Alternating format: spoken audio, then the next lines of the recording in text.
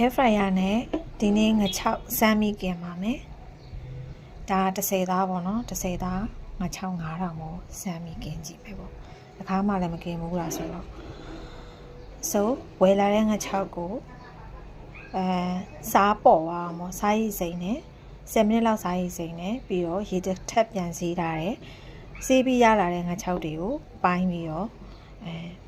နည်းနည်းငရုတ်ကြပွေးနဲ့ထုထားတယ်ပေါ့နော်ထုပြီးတော့ဟင်းချုံမုံလေးနည်းနည်းနေထားတယ်ဒီအချိန်လေးမှာစပြီးกินပါမယ်ဒါကတဲ့15မိနစ်กินပြီးတော့ကွာဒါနောက်တစ်ခေါက်15မိနစ်ပေါ့နော်တစ်ဖက်တိုင်း15မိနစ်กินလာတဲ့အချိန်လေးပါဒါလေးတွေကိုထုလိုက်အောင်မနော်ထုပြီးပြန်လာပါမယ်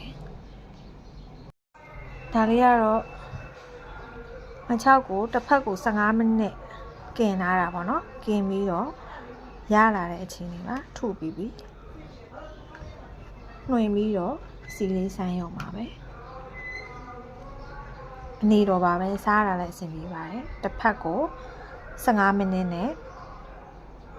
တစ်ဖက်စီပေါ့နော်စုစုပေါင်းကြာချိန်မိနစ်30ရှိပါတယ်ခုဆိုရင်တော့กินနားတယ်မ6လေးတွေကိုပြင်ပါမယ်ဒါပဲ